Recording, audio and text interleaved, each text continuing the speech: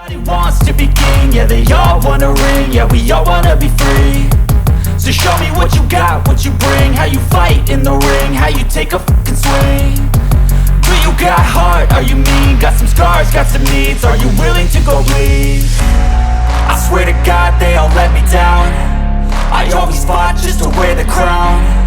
I'm f***ed off at these fucking clowns, who were all taught they deserve an ounce. It's only worth it if you work for it, it's only worth it if you work for it. I won't stop till they hear me now, I won't stop till I wear the crown. Are you guys ready to learn about the art of makeup? Yes. Special effects makeup specifically? Yes. So welcome. Thank you. I was going to start from the beginning with, I assume that you're a Trekkie. Yeah, absolutely. It's all kind of who you meet and at that time, right? That's how you got started. Well, you know, when I started doing makeup, it was in the 70s, so there wasn't all that much going on yet. I mean, and we were all Trekkies back then, so that was really cool. When I got asked to work on the first Star Trek film by Fred Phillips, who did the original TV show, I had met Fred going to the Trek cons, because that's what we had back then. It was pretty much the only thing that was around was Star Trek conventions. And they were held down in San Diego, like the Comic-Con, and back then Comic-Cons were actually comic book conventions only. They weren't, you know, what we have now. Right. So I met Fred at one of those Star Trek conventions, and you know, I told him I did makeup, and eventually, yada, yada, yada, and I got in the union, and he asked me to come work on that film, because I had done something with, I'd done a really low-budget film with Bill Shatner called Kingdom of the Spiders. So he said, oh, I thought it would be nice for Bill to have a pretty young girl working on him, you know, after he hasn't done anything for so long. So there I was. And how was he? Oh, he was great.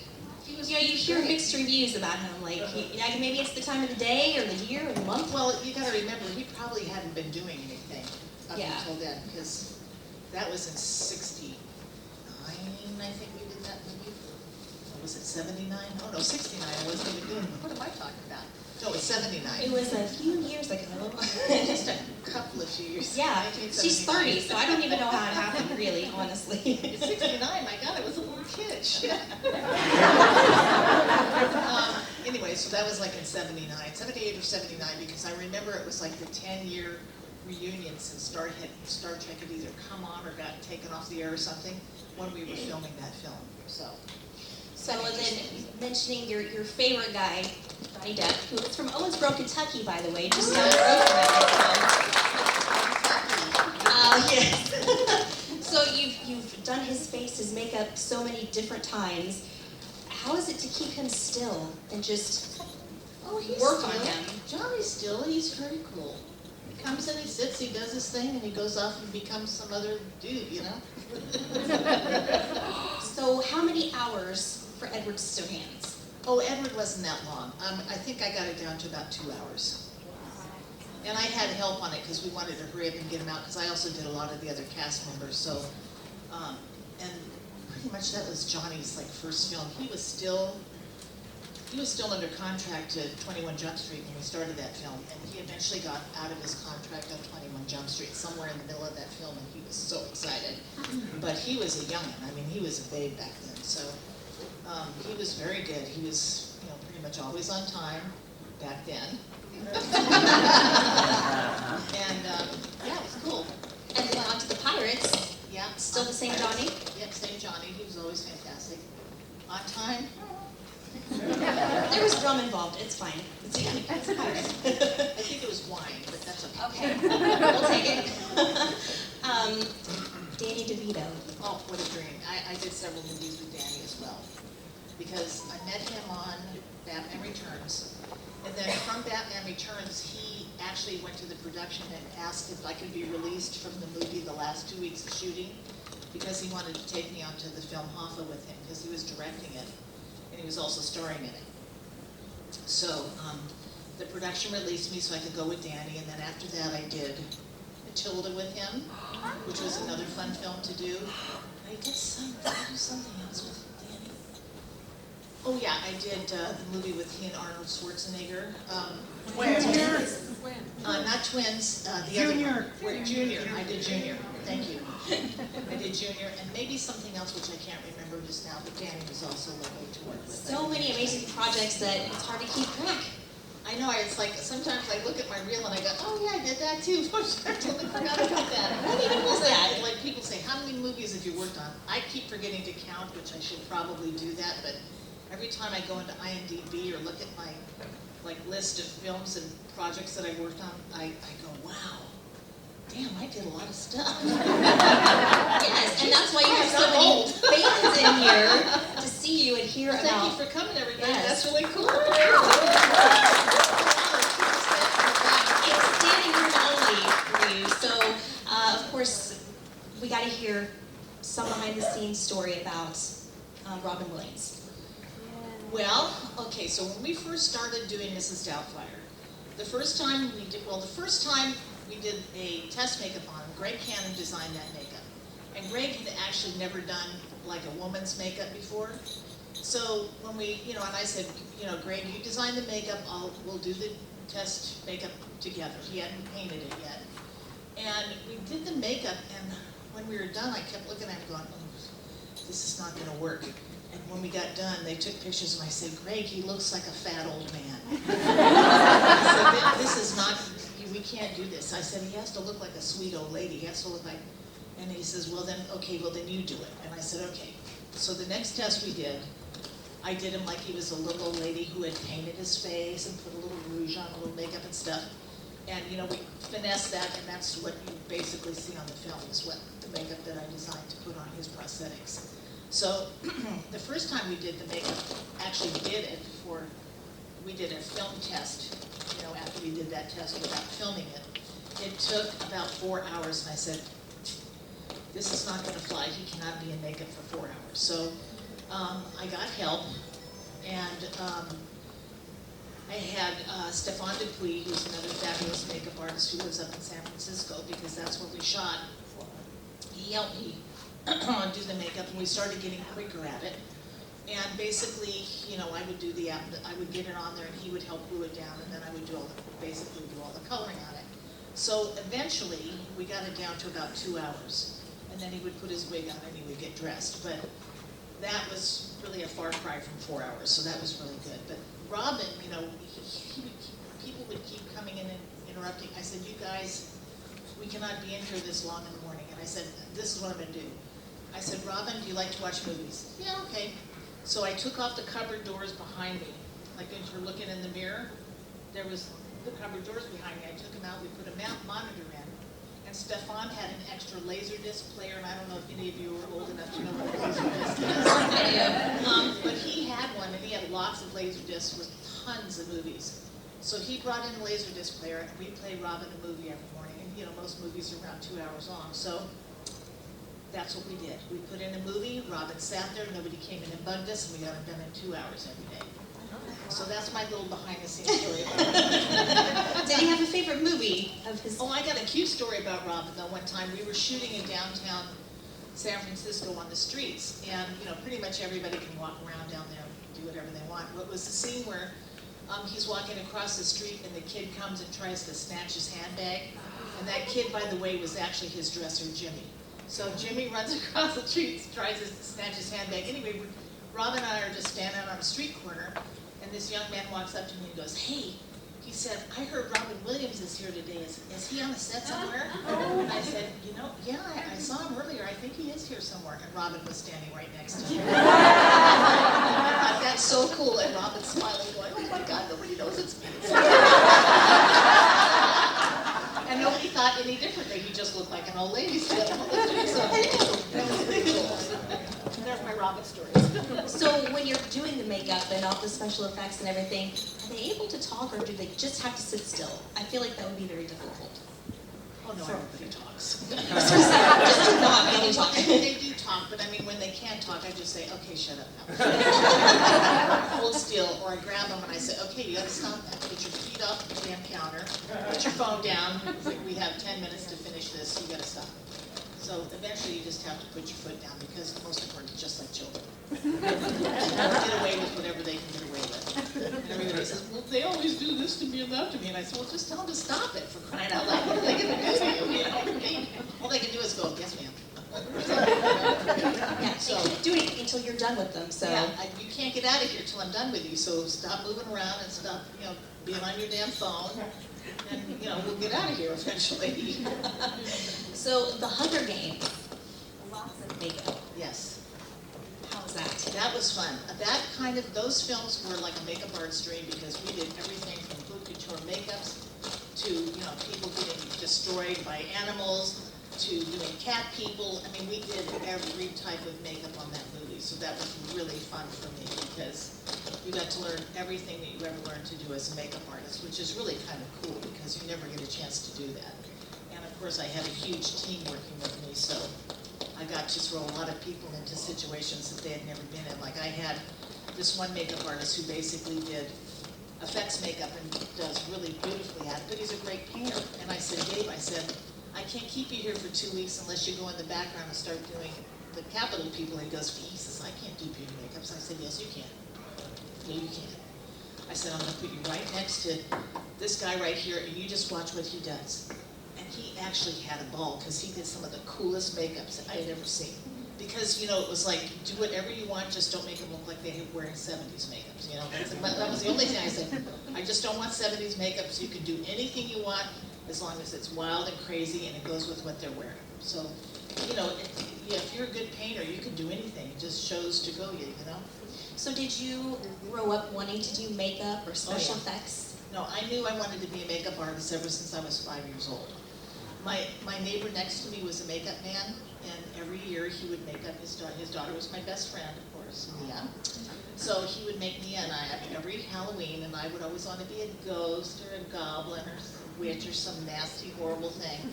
And she always wanted to be a fairy or a princess, and all that kind of crap kids want to be, but no, I wanted to be a monster. So I remember telling him when I was a little kid, oh, Mr. Latito, I want to do what you do when I grow up, and he would always go, yeah, sure, kid. Because back then, only men were makeup artists. There was no women makeup artists.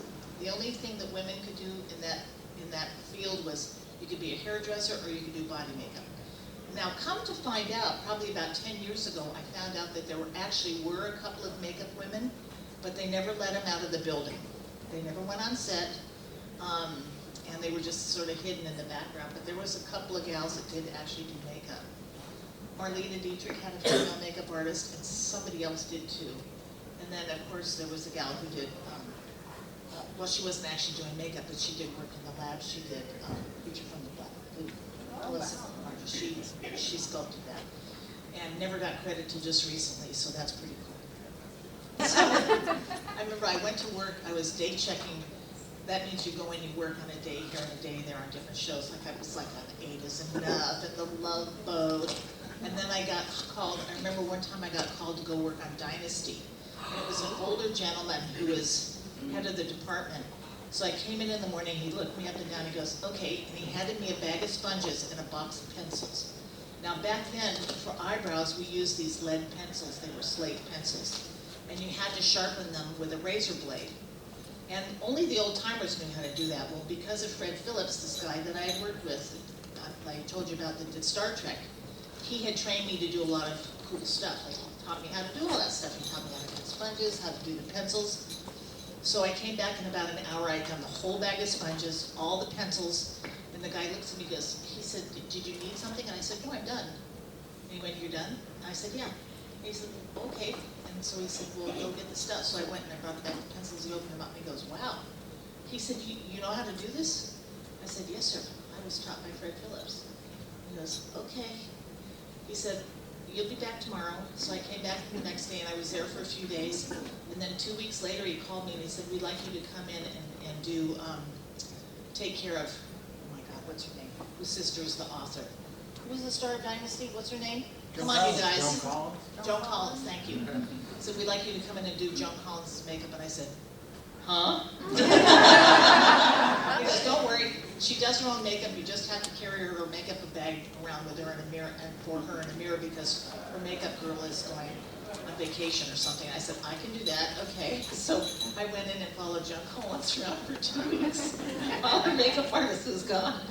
So I had kind of a couple of funny things. And then when I went to work on Love Boat, the one young girl that was on Love Boat loved me so much because she always had old men doing her makeup. Because it was like these they were all old guys. They were probably 30 or 40, okay? They were old. Because I was 20-something. And she goes, you have to come back, please come back and work on our show. And I went, oh, thanks, I don't think I can do that. And, you know, and blah, blah, blah. And then I went to work on the A-Team. And I did 3.5 seasons on the A-Team. And the only reason I stayed there was because we were never in a studio, we were always outside, and I worked with all men. Actually, we did have a gal there too, but you know, they kept changing her out. But I eventually started doing all of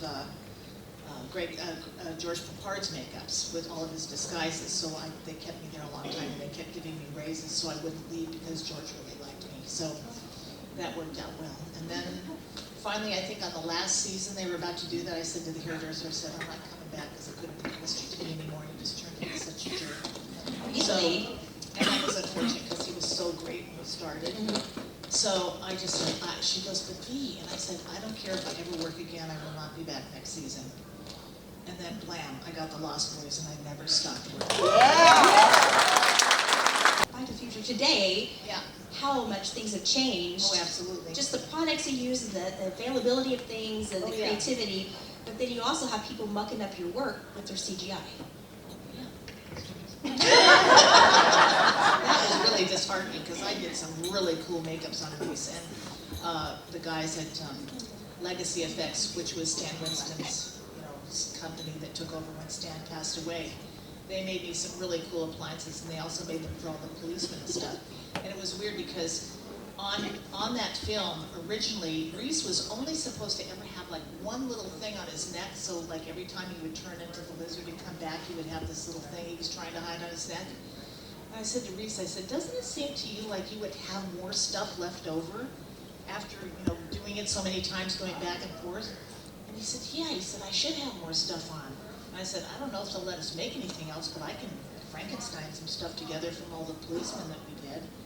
So I went to the director, and I told him the whole scenario. I said, you know, I was thinking that maybe he should have more stuff because, you know, it's like it'd be harder and harder for him to transform back because it was kind of like a swirling effect and thing. And he looks at me and goes, V, he says, are you trying to rewrite the script? And I said, no, I just thought it was kind of better. He goes, you're absolutely right, it would be better. And I said, okay, cool. So I figured it all out, and I Frankensteined it together, and by the time he was like the lizard character on the roof, he was in this totally bitchin' makeup that I had Frankensteined together.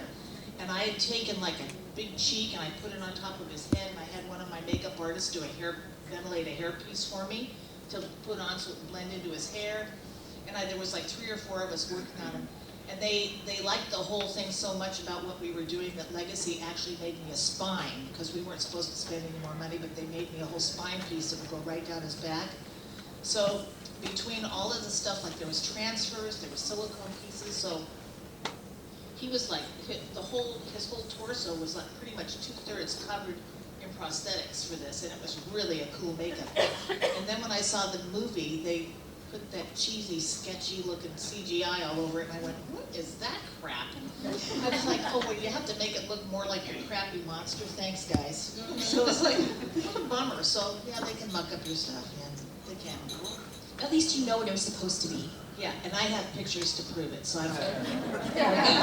It was a cool makeup. And Reese was fabulous. Is there a project that's like a dream project you wish you could have worked on? Oh yeah, well, I was given the script to one of my favorite all-time movies, which was, just went out of my head. How can that happen? This happens to me every day. It's fine. This is what old age does to you. 2 words. Shawshank Redemption. Oh. And the producer on that show was a friend of mine, and I was visiting my mother in Montana, and they sent me the script, and I read it, and I said, this is the best script I've ever read. And I said, but I really think this would be better with the man makeup artist. And he said, really? And I said, yeah, I just feel like, because they're in so many prisons, and there's so many men, and there was like going to be like no women on the set, and I thought it would be a distraction because I was still really young and kind of happily decent looking and stuff, so I thought it might be a distraction. So I thought, well, so I said you should call Kevin Haney to do the job. He's like an amazing makeup artist. So Kevin went and did that, and then the movie came out, and I saw it, and I went, God damn it, what did I do? It's like my favorite movie that came out that year. The other thing was the Thriller video. Every best makeup in LA was working on the Thriller video, and I was on the A-team, and I couldn't get off because I couldn't find anybody to replace me. Oh my God. Because everybody was working on the Thriller video. You can't call in sick. You're like, I just can't. And the union said, it's okay, V, if you want to double check. This is like when you go and do 2 jobs in a day, and they don't like you to do that. In fact, it's illegal. They said, you can go ahead and work on the Thriller video at night if you want to. And I thought, gee, thanks, you're going to let me work 24 hours a day. It only would have been for a little while. Right, who needs to sleep? So that's another thing that I'm really sorry that I didn't work on was the Thriller video. And then I am coming out of retirement this year. For what? For some friends of mine, so it's a little low-budget movie, and it's, I told my agent, I said, don't take me off your roster, because if a really good Western comes up with some really cool people that I like, I'll go do it. Well, I haven't heard from her, but Westerns, I think, are having a resurgence. But anyway, so a friend of mine called me up, who I've known for about 8 years now, and said, V, we're doing this Western in Austin, and it's got vampires in it, and I need you to help me find a makeup artist. And I said, look no further. You just found your makeup artist. He goes, no way. And I said, I need to work on a Western. That's all I wanted to do now that I'm retired. So I am going to come out of, it's called Home. That's the name of the script. And we're going to shoot in Austin, we're shooting in the little town outside of Austin, Texas, which is actually a living museum. They're only open on the weekends, so we're going to shoot there during the week. And yeah, so that's going to be fun. Well, first of all, before we do that, I have to pitch my convention that's going to be next year. I hope that's cool. Yes, Okay? go, yes. I am doing V's Vampire Weekend. It'll be in Los Angeles in March of 2025. And it's a completely vampire-themed convention. So we're going to have lots of movie stars from all the vampire movies, like for as far back as we can find them. Whoever's willing to come. I've already got all the Lost Boys coming. We'll have a vampire ball and a cosplay costume contest and all the really groovy stuff that you could possibly have at a convention. So, Okay, I'm really weird about smells. So, who smelled the best that you worked on?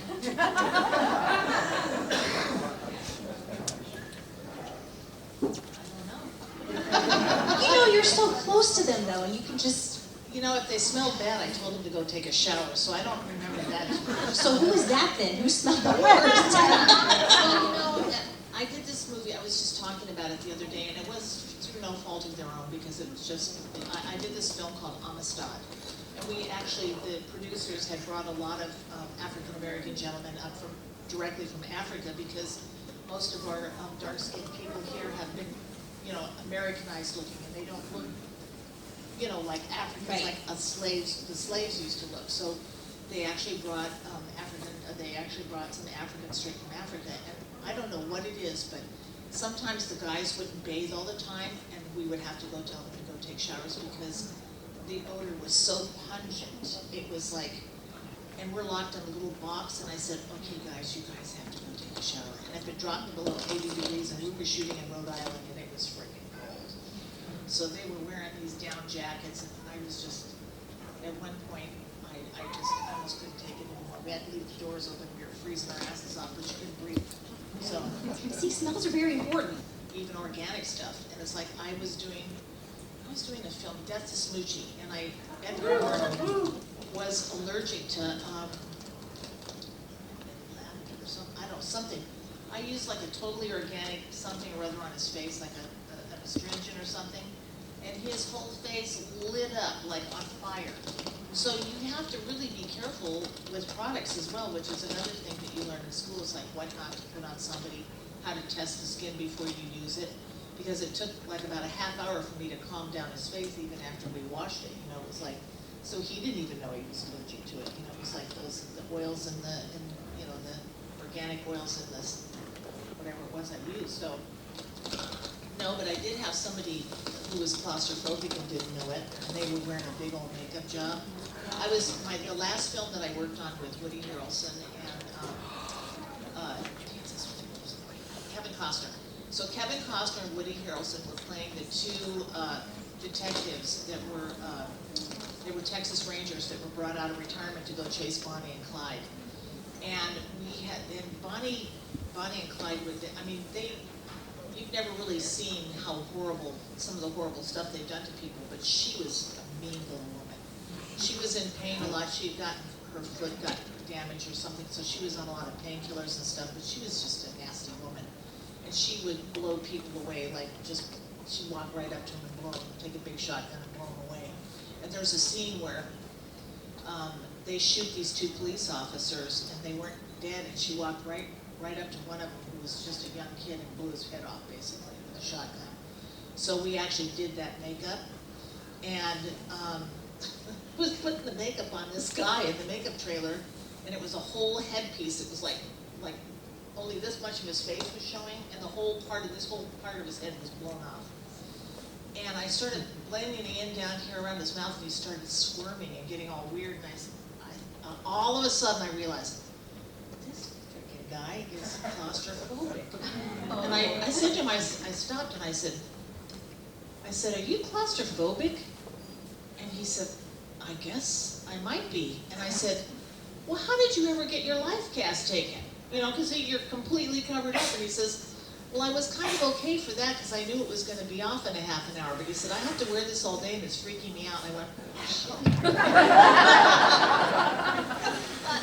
well, thank God there was two policemen in the scene. So I called down to the set and I said, Houston, we have a problem. I said, send me the other policeman. And I'm thinking, God, I hope I can get this off of his face. And I thought, well, I'll just put a blob of blood there if I lose my blender edge. So I got the piece off of him and I put it on the other kid. And you know, luckily for me, it fit him because most of the time silicone doesn't really stretch a lot, so you can't really do a lot of adjustment on it. But I thought, because of the fact there was going to be so much blood on it, it didn't matter if it didn't fit him perfectly, I could hide it. But I thank God, and I put this other makeup on this other kid, and it fit him like it was made for him. And I went, oh my God, thank you, Jesus. Because it was a long makeup job, and here was this guy, and so we just put the other guy out and blew. He put the hole in his chest and put the other kid on the set, and then we took him out there and started pouring blood all over the place. And he was fine. I took pictures with him later on, smiling. But yeah, that's freaky to meet somebody that went through the whole process and then found out that they're claustrophobic. It's like, oh my God. So of all the people you've done makeup on, did you ever have like a crush on somebody and you're like, oh my gosh, how am I going to be able to face this person? Okay, this is a story. I was on the film Hoffa, and I was so exhausted because I had done back-to-back movies. I went from Batman right on to Hoffa, which was like really an intense movie because it was like aging through Danny, and like 5 characters aged through the whole movie. So I was so exhausted at the end of that movie, and I said, there is no way I'm going to do anything else. The only way I'd go back to work is if Sean Connery called me up and told me he wanted me to do a movie with him. And I knew that was never going to happen because he was in England and I was here, and he probably has his own makeup artist and shit. So 2 days later, the phone rings, and it's this producer friend of mine, Ian, and he said, hey, V, he said, I have this movie I really want you to come do with me. And I said, oh yeah, I'm too tired, I really need to have a break. And he goes, V, you got to do this movie. He said, it's a really big star, and I don't want anybody else to do it. And I said, please, you got to, please come and do this film with me. And I said, I don't know. I said, who's the star? He goes, Sean Connery. You're like, I'm leaving yesterday. I said, okay. I said, who put you up to this? I said, quit effing with me right now. And he goes, no, nobody put me up to this. And I said, are you serious? And he goes, I'm absolutely serious. And I said, okay, I'm in. I don't care how tired I am. I'm going to go do a movie with Sean Connery. You bet. So I guess he smelled the best then. He was awesome. It's like, I was like, I told him when I met him, I said, oh my God, I've been in love with you since Darby O'Gill and the Little People. And he said, you saw that movie? And I said, yeah. And I said, do you remember it? I said, how was it? He goes, I don't know, I was drunk the whole time. He said they brought me over here from Wales or wherever the hell he was from. He said, and they put me in this little apartment, and he said, I just went out and got drunk every night. He said, they kind of had to go find me places sometimes. But anyway, so I figured, you know, yeah, you got to work with 007. Thank God I got to work with him before he passed away. Yes. So he was so charming and so lovely. And he would sit on the set and tell stories, right? And the ADs would come up to go get him to come to the set. And they'd stand there, and he'd look at him and he goes, yes? And he goes, it's time to go to the set. He goes, I'm telling you a story. So they would just patiently stand there and wait for him to finish his story, and then he would go to the set. He was like, okay, Sean, yeah. Because he had like a whole group of people around, and he would like love to tell stories, so it was really fun. And he was just so nice and so charming, just and tall. I remember I went to go make up his hands one day, and I put my hand up against his hand, and it was like this. It was like huge.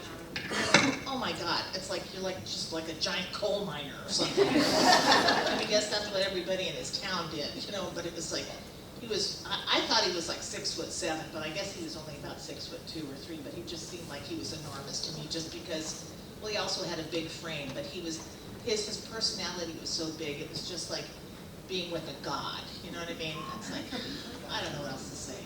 Anyway, that was cool. That was absolutely perfect. Does anyone have any questions? We have a few minutes left. I know there's in the front. What's your favorite story about working on Lost Boys? Ooh, my gosh, I probably had tons of those, but I don't know. I think probably like the night we were doing the scene where they were doing the concert, that was really fun. Those were fun nights. There was like 2 or 3 of those nights. And I still see, what's his name, the sax player? Oh, yeah. He still goes to conventions. And every time I see him, he goes, there's the woman that lubed me up every night. Because I was like putting baby oil all over every night. We got all the boys done. Well, they weren't there at those scenes, so it was just like everybody was like in their normal makeup. But yeah, that was fun. And just putting the guys all together every day was just always just fun. And I remember one time they had to do the scene where they were hanging upside down in the cave, and they opened their eyes. Well, we had a lens tech back then, and when that movie was so long ago that when we put contact lenses in people, they were still plastic. So those lenses on those guys were plastic, and you could only leave them in for a certain amount of time. And now you've got them hanging upside down, so all the blood's rushing to their head, and they kept leaving them up. I said, okay, we didn't have a lens tech that day because for some reason they didn't come, they didn't show up, or I don't remember what happened. So I was doing the lenses, and I kept saying, you've got to take them down, you've got to take them down. And finally they did get them down, but we couldn't put the lenses back in anybody because they'd been in too long, and they were upside down, and the pressure. And I said, you're lucky that nobody's eyes got screwed up because that is really bad. You know, now we have lens techs all the time, but yeah. Yes, sir. What was it like to work with the guy who played Beetlejuice? Michael Keaton. Oh, he was fantastic. And you know, Michael hadn't done anything in a while when he did that movie, so he was really enjoying that. And you talk about, I wish to God they would do an outtake reel on that movie because I mean, there was stuff that he said that could not have been in that movie. It was so I mean, every time he, like when he was on the cow, and he was like, half the time I think the script from him was basically just kind of like keywords, and he could say basically whatever he wanted to. And when he came up with a carousel on his head, the stuff that came out of his mouth, and he knew he couldn't use most of it. He would like just make everybody laugh because that damn carousel would keep breaking, so he would keep talking and saying really outrageous stuff. And I thought, oh my God, I wish to God that somebody would do a reel on that. I don't know where they are, but it would be so much fun. Hi, I have 2 questions. You only get one. Who is your favorite Batman? Oh, I wondered that as well. Well, you know, I worked with 3 of them, so I worked with, yeah, I did work with 3 of them. You know what, I don't know, you know, funny enough, I really loved working with George Clooney. He was amazing, I love George. Val Kimmerer was an asshole. I'm just gonna say that, he was mean to the crew and I didn't like that, he was in the costume, so that was not good for me. You know, Michael was great, he was good, but I kind of really like George Clooney. I don't know why, he was just fun. George was really fun. And the other guys that I didn't work with, I don't know. I'm not going to make a judgment. Well, what about like, as far as like, as a Batman? As a Batman? Yeah. Oh, I thought that was the question. Right. Is Clooney the best Batman? I don't know. I mean, you know, it depends on what you like and what kind of thing you want to see out of Batman. If you get into the darker stuff later on, oh, I don't know. I liked the ones that were more like comic books. So, you know, I liked the Tim Burton and the Joel Schumacher ones that I got to work on because they were just fun. The other ones have just gotten so dark and, you know, they're cool, but yeah. So I'm not gonna make a Robert judgment. Pattinson. Not him. Do There you we go. think there's going to be a reboot of Face Off? Is there going to be one? No, gosh darn it. Not that I know. I've actually been talking to the producers, but you know, we were hoping when it went on to Netflix that Netflix would try to get it away from sci-fi, but we haven't heard anything about that yet. They're being real stinkers about it. So we all need to petition Netflix. There have been so many petitions, let me tell you, and they don't give a shit. Sci-fi is just a real crappy company, basically. So, yeah, they just refuse to let go, which is a crying shame because Mackenzie and I have been trying to figure out a way to get it away from them. We were trying to buy it ourselves so that we could redo the shows, but no, we haven't been able to figure it out yet. Thank you. Thank you, everybody. Thank you. If you work for it, I won't stop till they hear me now. I won't stop till I wear the crown. I swear to God